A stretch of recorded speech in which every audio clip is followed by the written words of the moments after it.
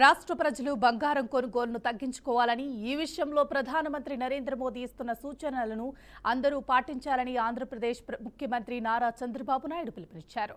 అమరావతిలోని నిడమరులో కిమ్స్ ఆసుపత్రి, బైసర్ స్కిల్ యూనివర్సిటీలకు ఆయన శంకుస్థాపన చేశారు. ఈ సందర్భంగా ఏర్పాటు చేసిన సభలో సీఎం పలు ఆసక్తికర వ్యాఖ్యలు చేశారు.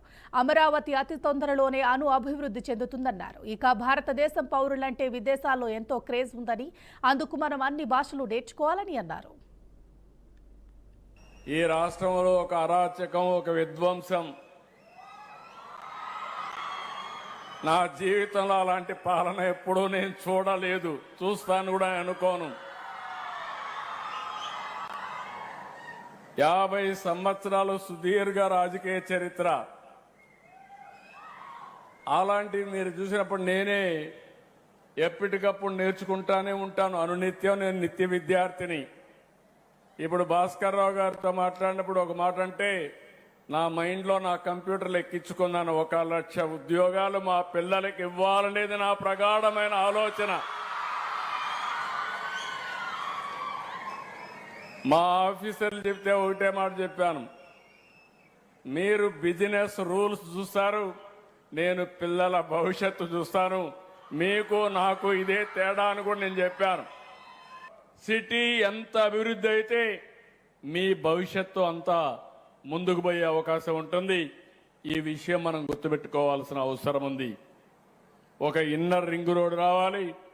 ఇప్పుడు ఒక్క ఫ్లైఓవర్ వేస్తే, ఆ ఫ్లైఓవర్ ఓపెన్ చేస్తేనే మన అమరావతికి వచ్చిన వాళ్ళు చెప్పే మాటలు చూస్తే చాలా బ్రహ్మాండంగా ఉందనే పరిస్థితి వచ్చారు. ఇలాంటి ఒక 10-15 ఫ్లైఓవర్లు కానీ కృష్ణా పైన వస్తే ఈ అమరావతి ఏ స్థాయిలో ఉంటుందో ఒక్కసారి ఊహించుకోమని కోరుతున్నా. అదే నేను కలలుగంటున్నా.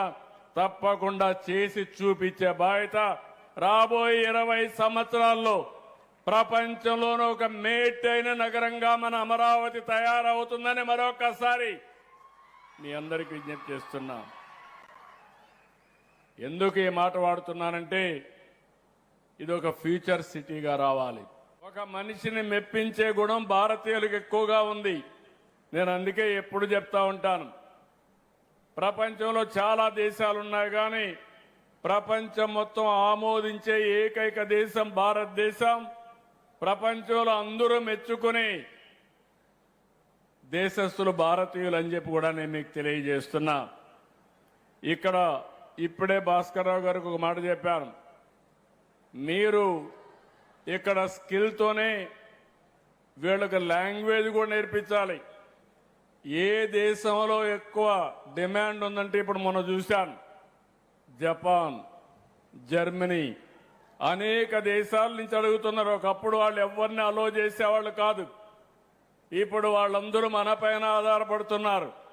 అలాంటప్పుడు మీరు ఆ భాష నేర్పిస్తే నేరుగా వీళ్ళు అక్కడికి పోతే ఆటోమేటిక్గా ఉద్యోగం రావడమే కాకుండా చాలా కంఫర్టబుల్గా ఉండే పరిస్థితి వస్తుంది. ఇది కూడా మీరు చేయాలని చెప్పి నేను మిమ్మల్ని కోరుతున్నా. ఈరోజు ప్రధానమంత్రి గారు కూడా ఒక పిలుపిచ్చారు. ఆ పిలుపు మీరు చూస్తే ఎక్కడో జియో పొలిటికల్ సిచ్యువేషన్, ఇరాన్లో యుద్ధం, ఇరాన్ అమెరికా యుద్ధం మన దేశంలో సమస్యలకు నిలయమైంది. వచ్చే గ్యాస్ వచ్చే పరిస్థితి లేదు, పెట్రోల్ సరఫరా లేదు, రేట్లు పెరుగుతున్నాయి, ఆర్థిక వ్యవస్థ అతలాకుతలం అయ్యే పరిస్థితి వచ్చింది. ఇప్పుడు మనందరం కూడా ఆలోచించుకోవాల్సింది, ఇలాంటి జియో పొలిటికల్ సిచ్యువేషన్స్ రాబోయే రోజుల్లో ఇంకా ఎక్కువ వస్తాయి. అయితే విదేశాలపైన ఆధారపడకుండా మనం సెల్ఫ్ రిలయన్స్ సాధించాల్సిన అవసరం ఉంది.